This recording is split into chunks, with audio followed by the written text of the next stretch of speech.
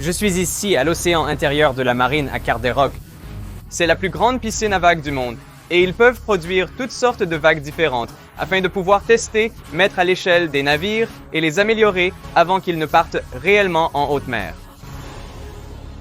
Je suis entré et j'avais vu quelques photos, mais je viens d'entrer ici et c'est juste fou parce qu'ils disent que c'est un océan intérieur. Et c'est exactement ce que c'est. L'eau a même l'air de couleur océan et ne ressemble pas à une piscine. Ça évoque un océan, un centre d'essai, c'est immense. Il mesure 360 pieds de long sur 240 pieds de large, avec une profondeur de 20 pieds, soit environ la taille d'un terrain de football. La coupole au-dessus de nous était la plus grande coupole autoportante pendant un certain temps. La plus grande coupole autoportante du monde. Dans cette piscine, ils peuvent créer des vagues de toutes formes et tailles en utilisant d'énormes pagaies qui tapissent 2 murs de la piscine. Nous avons 216 générateurs de vagues individuelles. Nous pouvons créer des vagues de moins 45 degrés à 135 degrés, ce qui revient à venir directement dessus. Nous sommes maintenant derrière les grandes pagaies qui créent les vagues. Ces 216 pagaies sont programmées pour bouger de manière incroyablement bien chorégraphiée afin qu'elles puissent produire des vagues reproductibles de taille parfaite, de fréquence parfaite qui traversent toute la piscine. Vous pouvez voir ces soufflets d'air qui créent le mouvement angulaire. Cette pièce verticale est le transducteur de force. L'autre transducteur de force est juste en haut. Il y a beaucoup de piscines à vagues dans le monde, mais ce qui rend celle-ci différente, c'est son contrôle. Vous pouvez créer des vagues d'une amplitude et d'une fréquence spécifique et le faire de manière répétée. Pouvons-nous essayer à 1 Hz? Ouais. Fais-moi une faveur et mets un Hertz. L'amplitude sera de 0.0, 7,8 à 1 Hz. Vas-y et envoie-le à partir de 0, s'il te plaît. Et donc, c'est la plus grande vague que nous pouvons créer à 1 Hertz. C'est basé sur le mouvement et l'exigence de puissance pour le créateur de vagues. Il y a quelque chose d'un peu surréaliste à regarder cela parce que ça ressemble presque à un océan. Sauf que vous ne voyez jamais de vagues aussi régulières là-bas. Correct. Une des caractéristiques fondamentales d'une vague est sa longueur d'onde, la distance d'un sommet à l'autre. La première chose que la plupart des gens apprennent sur les vagues, c'est qu'elles transmettent de l'énergie plutôt que de la matière d'un endroit à un autre. Dans ce cas, alors que la vague se déplace vers la droite, les molécules d'eau elles-mêmes se déplacent essentiellement le long de chemins circulaires, et plus l'eau est profonde, plus ce mouvement est petit. Tout mouvement s'arrête à une profondeur égale à la moitié de la longueur d'onde. C'est ce qu'on appelle la base d'onde. Mais même dans une vague d'eau idéale, les molécules dérivent un peu dans la direction du mouvement de la vague, et cela est dû au fait que les molécules se déplacent plus rapidement plus elles sont hautes. Donc, ils se déplacent plus loin au sommet de leur boucle, puis ils reculent en bas, créant un chemin en spirale. Cet endroit est parfait pour observer les propriétés de différentes vagues. J'ai demandé à Miguel de me montrer des vagues avec différentes fréquences, mais une amplitude identique. Donc, ce que je vais lui demander de faire maintenant, c'est d'arrêter cette vague et de changer la fréquence. Étant à 0.6, nous passerons à 0.5, ce qui donnera une vague de 2 secondes. Ici, je partage l'écran avec des ondes aux fréquences de 0.67, 0.5 et 0.33 Hz, toutes de la même amplitude. Alors, 2 choses à remarquer. Même si elles ont toutes la même amplitude, celles avec une fréquence plus élevée semblent avoir une plus grande amplitude, car la pente des vagues est plus raide. Et deuxièmement, la fréquence d'une vague affecte sa vitesse. Les ondes de haute fréquence se déplacent plus lentement que les ondes de basse fréquence. En fait, tant que l'eau est plus profonde que la base de l'onde, la vitesse de l'onde est inversement proportionnelle à sa fréquence. Ils ont une démo cool exploitant les différentes vitesses des ondes de diverses fréquences. Vous pouvez le voir commencer ici. Ils émettent d'abord des ondes de haute fréquence, suivies d'ondes de fréquence de plus en plus basses. Puisque les ondes de haute fréquence se propagent plus lentement, les ondes de basse fréquence les rattrapent peu à peu.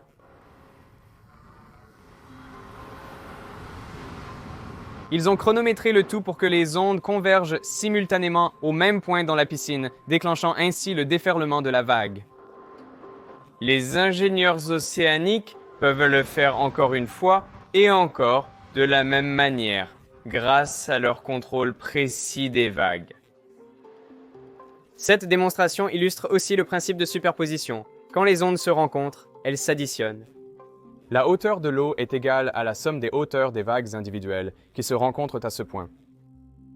On peut constater une amplitude bien plus grande. Ces vagues individuelles n'étaient pas si grandes, mais leur somme créait une grande vague déferlante. Ils peuvent aussi exploiter la superposition pour créer des ondes stationnaires. Les deux prochaines vagues régulières qui se rencontrent sont appelées la vague matelassée.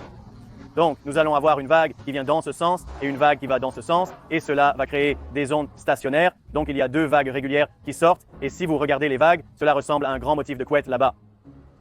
À certains endroits de la piscine, les vagues s'annulent toujours à une amplitude de 0 et à d'autres endroits, les vagues s'additionnent pour une amplitude maximale. Ils peuvent même envoyer des vagues de toutes directions pour qu'elles forment des fronts d'ondes circulaires et ensuite, toute l'énergie de l'onde est canalisée dans un point qu'ils appellent le centre. Donc, nous allons maintenant lancer la vague du centre, qui est essentiellement la même chose.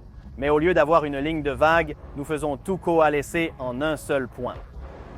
Vous pouvez commencer à voir que les vagues viennent de la longue rive ici et vous pouvez voir qu'elles font une vague sphérique et ensuite vous avez une autre vague sphérique venant de la rive courte et cela se brise à cause des vagues de coalescence et la hauteur de la vague étant plus d'un septième de la longueur d'onde. Nous avons lancé des jouets dans la vague pour observer leur réaction. Seraient-ils poussés dans la vague qui se brise? Même s'il n'y a pas beaucoup de mouvement net de l'eau, le petit canard dérive avec les vagues et est assez rapidement poussé vers le centre. Comment va le petit canard? Il arrive dans la zone de danger en ce moment. Il commence à être entraîné directement dans cette vague qui déferle. Ça monte. Oh. Elle l'a submergé, c'est incroyable. C'était exactement là où nous le voulions. Le but réel de cette installation n'est pas de jouer avec des jouets ou de créer des vagues parfaites et artificielles. Il s'agit de reproduire à petite échelle les types de vagues que les navires de la marine rencontreront dans les océans du monde. Des ingénieurs de recherche testent des modèles de navires valant des milliards de dollars dans l'eau pour étudier le comportement de différents designs dans des conditions réelles. Actuellement, cela vient de 45 degrés. Ce sera une hauteur de vague significative de 5 pouces, qui, à l'échelle de ce modèle, représenterait des vagues de 20 pieds. Lors d'un modèle en fonctionnement libre, nous courons généralement sur un hippodrome en forme de grand cercle ou de 8. Nous connaissons les directions dans lesquelles nous avançons pour les corréler aux navires à échelle réelle. Pour que le modèle donne une représentation précise du monde réel, beaucoup de choses doivent être prises en compte. L'eau est-elle douce? Eau douce. D'accord. Non, ça... Non, et eau douce. Donc, lorsque vous êtes dans de l'eau salée, vous allez avoir beaucoup plus de flottabilité. Pour équilibrer nos modèles, il faut tenir compte de la différence de flottabilité. Ainsi, à l'échelle réelle, on se retrouve dans les mêmes conditions. En mécanique des fluides, le nombre de Reynolds doit toujours être identique entre le modèle et la réalité pour assurer la similitude. Mais en réalité, pour obtenir la bonne dynamique des vagues, vous devez utiliser une échelle différente basée sur le nombre de Froude. Le nombre de Froude mesure le rapport entre les forces d'inertie et de gravité. Il est égal à la vitesse d'écoulement divisée par la racine carrée de l'accélération due à la gravité fois la longueur caractéristique, comme la longueur du navire. Dans ce cas, la coque du navire modèle est 46 fois plus petite que la réalité, ce qui signifie que pour obtenir des données précises, elle devrait se déplacer à une vitesse égale à 1 sur la racine carrée de 46 fois sa vitesse dans le monde réel. Et pour faire en sorte que les images du modèle ressemblent à celles du navire de taille réelle, vous devez le ralentir par un facteur de la racine carrée de 46, soit environ 6 fois et 8 fois plus lent. Je suis surpris de constater à quel point ces images concordent. Mais bien sûr, c'est l'idée, mettre à l'échelle le modèle et les vagues pour que la physique soit identique à celle d'un vrai navire en pleine mer. Naturellement, j'ai demandé si je pouvais aller nager dans la piscine, mais ils ont dit très gentiment, pas question. Le plus près que je pouvais aller serait sur un petit canot. C'est notre bateau. Avec un hic. La navigation est plutôt tranquille ici en ce moment. Oui, il faut venir, il n'y a pas de vagues tant que nous sommes ici. Donc, je suppose que personne n'est jamais allé ici quand il y a des vagues. C'est l'un des interdits qu'ils refusent qu'on fasse. Je suppose que c'est une question de risque, donc. Cet endroit semble être, je ne sais pas, comme un immense terrain de jeu.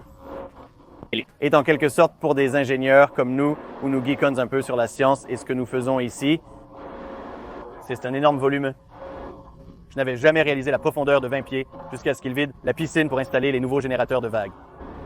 C'est un grand volume occupé par cette eau. Ouais. Voici nos capteurs à ultrasons sur ce grand tableau. Ils nous permettent de mesurer la hauteur, la période et la direction des vagues dans le bassin. Nous voulons vérifier que ce que nous testons correspond à ce que nous pensons avoir. Dans cette piscine, ils peuvent créer diverses conditions de vagues que vous pourriez rencontrer à travers le monde. La plupart des vagues océaniques sont créées par le vent et les vents les plus forts se produisent dans et autour des tempêtes. 5 facteurs affectent la taille et la forme des vagues créées. Il s'agit de la vitesse du vent, de la durée du vent, de la distance sur laquelle le vent agit, ce qui est connu sous le nom de fetch, de la largeur du fetch et de la profondeur de l'eau. Alors que les vagues se déplacent à partir d'une tempête, les vagues à haute fréquence dissipent leur énergie plus rapidement. Ainsi, les vagues qui parcourent une longue distance sont les vagues rapides et à basse fréquence, appelées houles. Ces vagues se propagent sur des centaines de kilomètres. Dans le Pacifique, vous obtiendrez de longues périodes de houle provenant d'elle, même loin de la tempête. Elle a créé suffisamment d'énergie pour faire de longues vagues. C'est là que vous obtenez votre houle d'océan ouvert. Dites-moi si c'est une bonne analogie. Avec le son, les hautes fréquences s'estompent rapidement, loin de la source. Mais les basses fréquences voyagent beaucoup plus loin. Est-ce la même chose avec les vagues? C'est comme s'éloigner d'un concert où vous entendez encore la basse, mais plus les hautes fréquences. C'est génial. Comme analogie, oui. Qu'en est-il des vagues scélérates? Les gens aiment penser qu'une vague scélérate est apparue de nulle part, mais généralement, ce n'est pas le cas. Plusieurs vagues qui se rencontrent et créent une amplitude beaucoup plus grande que ce que serait la vague autonome. Lorsque les vagues se rencontrent, elles se brisent en raison de l'amplitude trop importante qu'elles ne peuvent pas contenir. Un jour calme, lorsque vous voyez des vagues se briser sur la plage environ 10 secondes d'intervalle, c'est de la houle. Mais en raison de sa longue longueur d'onde, la houle n'est pas vraiment une préoccupation pour les navires en pleine mer. Si vous traversez une longue période de houle, votre navire tanguera probablement légèrement. Vous vous préoccupez davantage des vagues abruptes et venteuses qui vous secouent beaucoup. Les vagues de vent se forment en 3 phases. Premièrement, lorsque le vent souffle à la surface d'une eau parfaitement calme, le mouvement turbulent de l'air crée des régions de pression légèrement plus élevées et légèrement plus basses. Et cela crée de minuscules ondulations avec des longueurs d'onde d'environ 1 cm. Mais maintenant, le vent peut agir sur ces ondulations, créant de plus grandes différences de pression entre l'avant et le sommet de la crête de la vague, les transformant en vagues plus grandes. Et l'interaction du vent avec ces vagues crée alors des différences de pression encore plus grandes et des vagues encore plus grandes. Les vagues sont pour la plupart uniformes à ce stade, mais lorsqu'elles interagissent entre elles, elles créent une gamme de vagues de différentes longueurs d'onde. Et lorsque le vent continue de souffler, ces vagues commencent à se briser, transférant leur énergie cinétique en tourbillons qui dissipent leur énergie sous forme de chaleur. Une fois que la dissipation d'énergie équivaut à l'énergie apportée par le vent, les vagues ont atteint leur taille maximale, et ceci est connu comme une mer pleinement développée. Ce sera donc une vague irrégulière. Une vague irrégulière est-elle irrégulière? Donc les vagues irrégulières que vous avez vues plus tôt avaient une fréquence et une amplitude. C'est ce que nous appelons un spectre ou plusieurs fréquences et amplitudes. On observe une fréquence plus élevée avec les vagues qui semblent se déplacer plus lentement que les vagues de basse fréquence. Ces ondes de basse fréquence se déplaceront rapidement et les surpasseront. C'est ce qui les fait paraître pointues ou les atténue un peu. Ce qui m'a surpris, c'est que les différents océans du monde ont des mélanges différents de fréquences d'ondes ou des spectres différents selon leur géographie et les types de tempêtes qui s'y produisent. Par exemple, la mer du Nord et d'autres petites étendues d'eau ont un spectre plus pointu et cela est dû à la portée limitée des tempêtes qui s'y produisent. Dans le milieu de l'Atlantique, un spectre plus large décrit le mieux les vagues de l'océan ouvert en développement ou en décomposition que vous y trouveriez, et dans l'Atlantique Nord, le vent constant à travers un océan ouvert produit le spectre le plus large de vagues éoliennes.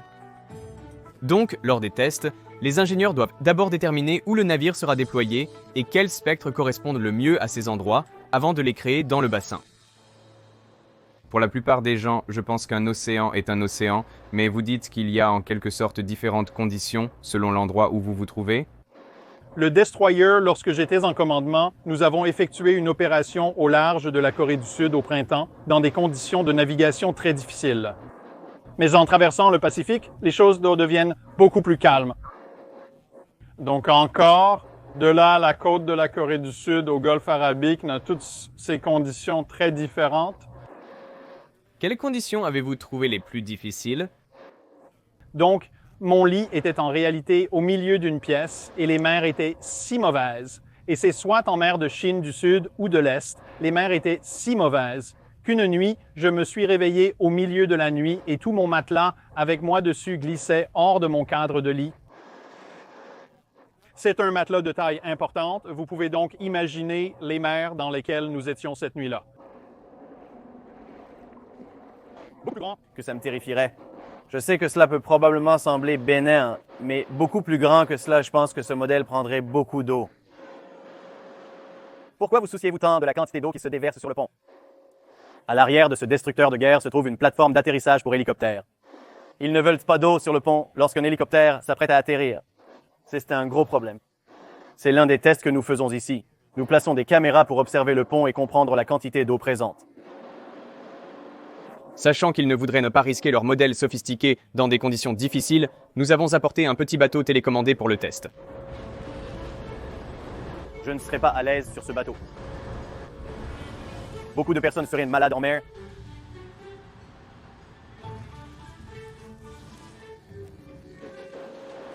Voilà.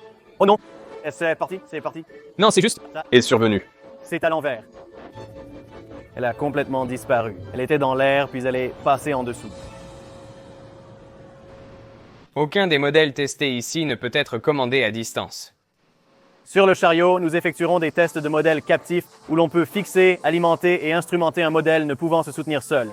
Donc, généralement, le modèle ira dans cette baie de lune juste ici. Les modèles sont accrochés ici, et ensuite tout le laboratoire se déplace sur les vagues, en remorquant le modèle en dessous.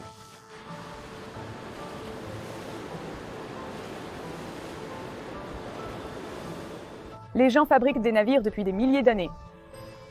Y a-t-il vraiment de l'innovation? Aujourd'hui, très certainement. Parfois, les gens disent moi, que c'est comme ça qu'on a toujours fait les choses. Mais en y regardant de plus près, certaines idées farfelues ont du sens. Lorsqu'on les teste, on réduit les coûts par rapport à la construction de l'objet complet et on peut voir si ça fonctionne ou non. Chaque navire de la flotte de la marine est passé par ici, a été soit sous notre surveillance, soit a été testé périphériquement avec nous, mais tous les navires propriétés de la marine ont été testés dans cette installation et il y a un navire là-bas avec une conception à renversement qui, si vous regardez ce navire derrière vous, s'élargit. Cette flamme vous protège généralement lorsque vous commencez à rouler en vous donnant une force de réaction pour vous repousser. Un renversement est façonné dans la direction opposée. Si votre navire est conçu de cette manière, il aura moins de force de redressement lors du roulis. Mais pourquoi construire un navire de cette manière? Il existe de nombreuses raisons de vouloir changer le design d'une coque. Cela concerne en partie les signatures au-dessus de l'eau. Il s'agit de la forme et des sections radars. Et vous savez, il y a beaucoup de choses qui entrent en jeu. On veut toujours être plus rapide, on veut toujours avoir plus de puissance. Et c'est toujours à ce moment que les innovations arrivent. Ainsi, la plupart des marins ne sont pas conscients du travail qui se fait en coulisses pour soutenir ce qu'ils font. Quand j'étais dans la flotte et j'ai été dans la marine pendant 27 ans, je n'avais aucune idée, certainement pas de l'ampleur de ce qu'ils font. Je n'exagère pas quand je dis que cela a impacté chaque navire et sous-marin de la flotte.